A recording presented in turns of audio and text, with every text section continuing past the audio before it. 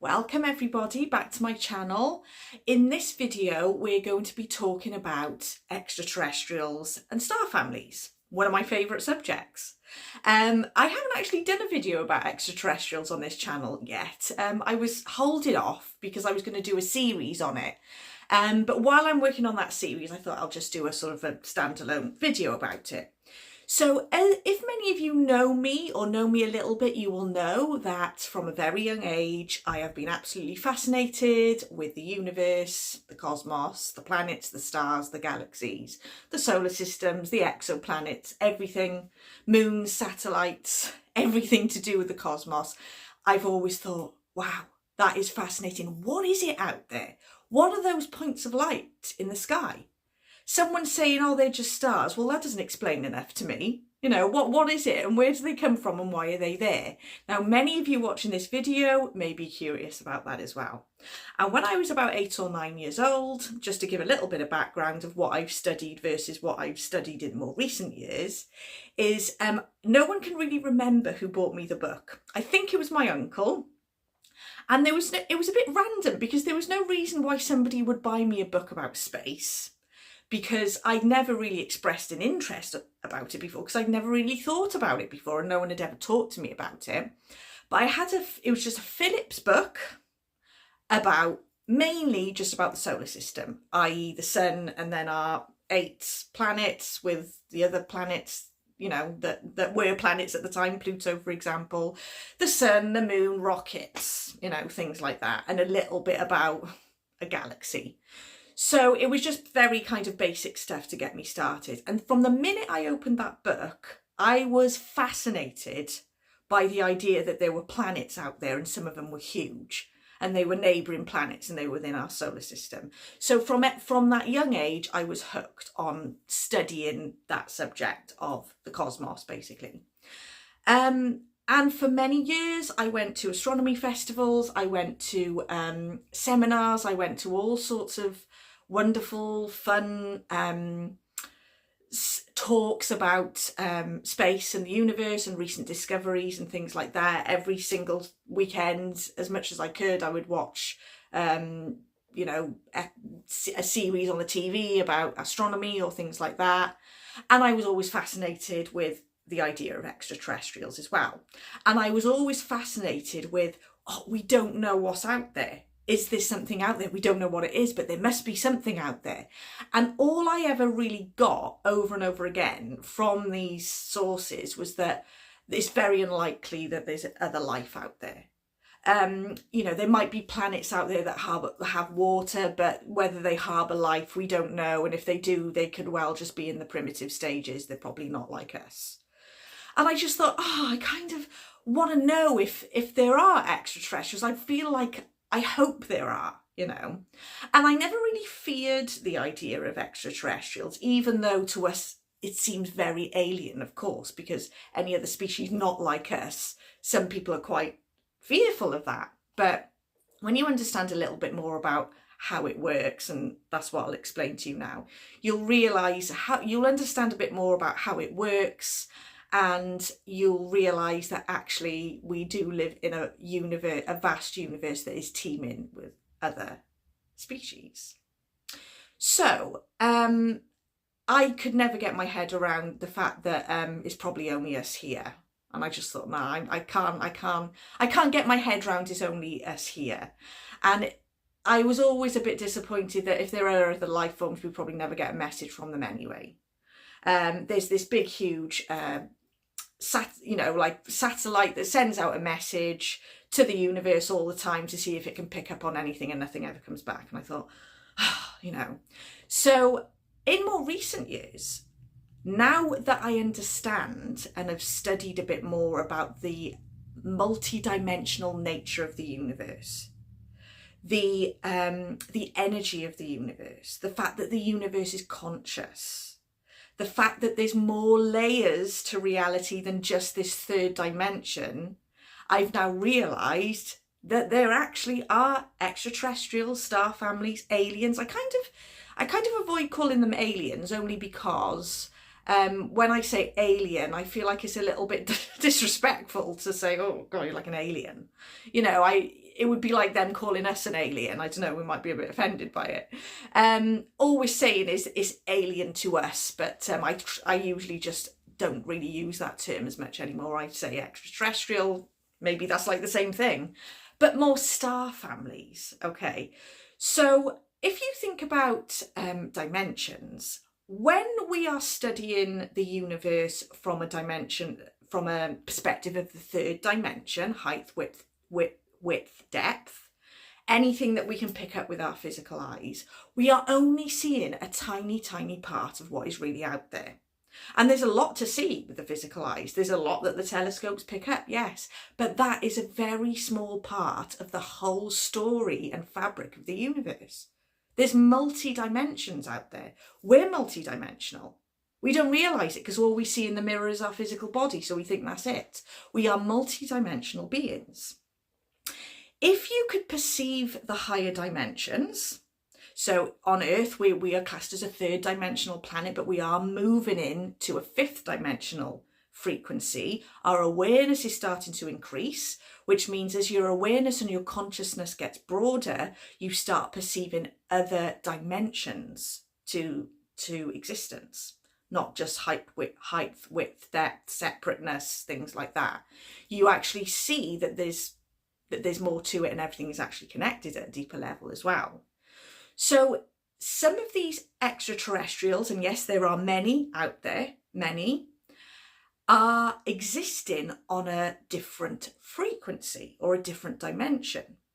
So what I'm saying is a lot of these extraterrestrial star family species have progressed to the higher dimensional experience, which means that they are not necessarily the same as us in terms of they're conscious, but they don't necessarily need a body like this, for example, a third dimensional tool to navigate the earthly realm. Their bodies might be different. So because they're vibrating on a higher state of consciousness, their bodies are also, you might see them as kind of physical, but they go beyond the range of what the physical eyes can pick up. So once we start increasing our awareness and moving into higher dimensions on the level of the mind, we can start perceiving that.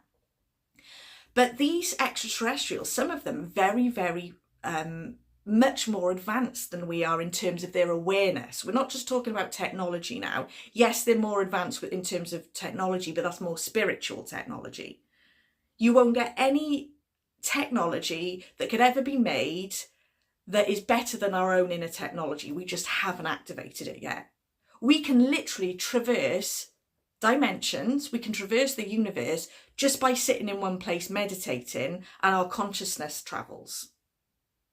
This is how some people say that they actually communicate with extraterrestrial beings, because they're doing it through their consciousness. You don't need to physically even go anywhere. This is another thing I was always obsessed with. Will we ever what will be the future of space travel? How can we get a huge heavy object up in the sky and powered by something, that is beyond what we know now? And actually what I've realised is all you've got to do is lift your consciousness up higher through the dimensions, see a broader perspective of everything, and then you can communicate with extraterrestrials that want to help us, in truth, that way instead. You don't even have to physically go anywhere. Now, what I will say is because they're vibrating in a higher state of awareness, it means that we're not necessarily going to pick up on their frequencies yet, but we're starting to. We're starting to become more open to that and more aware that that is how we will communicate with them. And they do come to Earth. Many people have seen spaceships, and some of those are genuine spaceships, but what they are is those ships are actually sentient as well. Those ships actually manifest themselves into the lower dimensions because they're intelligent. The ships are actually, they've got their own consciousness as well. But the extraterrestrials that are very interested in Earth are the ones that have had to hold back for a long time manifesting themselves in front of us, even though some people say that they've seen that before, and I don't doubt that, to be honest with you. They do come to people that are open to it.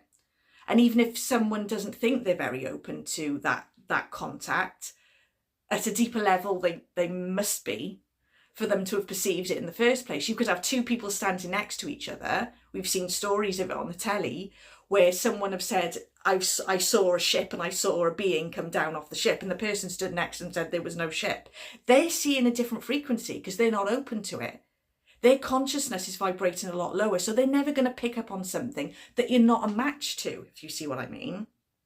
But we're starting to, our frequency is starting to raise, which means our consciousness and our awareness is starting to raise. The frequency of this planet has never been so high. We're moving into a fifth dimensional awareness, and there are many, many species in the universe that vibrate on a fifth dimensional frequency. They've been where we've been before. They've gone through the third dimensional experience, and they have evolved far beyond that. Some of them are like 1 million years evolved on, and they're almost our mentors. There's many people that communicate with these beings, and these beings want to help us because they've been where we've been. They know what it's like to go through a big shift like this. They know what it's like to live in a heavier, denser existence. And we are all connected in the universe, therefore we can communicate with them. It's telepathic, it is telepathic. But when we see these planets and when we see everything in the universe through these telescopes, we're not seeing the full truth of it, because we're only seeing that which we are a match to, which is the height, width, depth that only our eyes only pick up in this realm.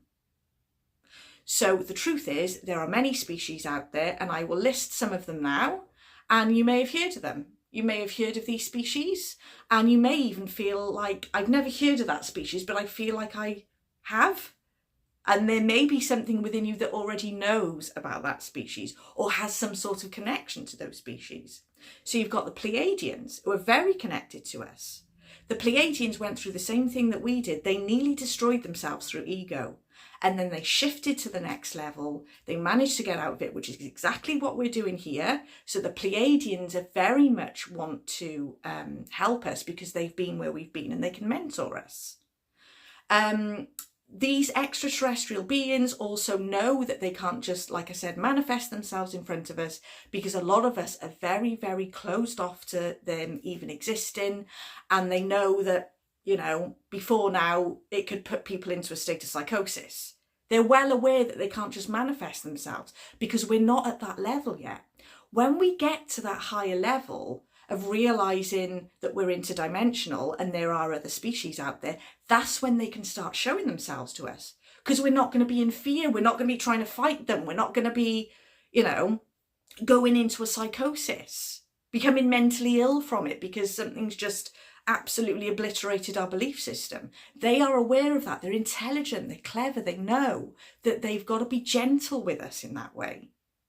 So you've got the Pleiadians, you've got the Andromedans, you've got the Arcturians, there's the Tausetians, you've got Venusians. There are beings that exist on Venus, but in the higher dimensions. Again, these books tell us that, you wouldn't want to go near Venus. It just rains acid rain and it looks lovely, but you wouldn't want to live there. And maybe no, at a third dimensional level, you wouldn't be able to live there. Not from our perspective.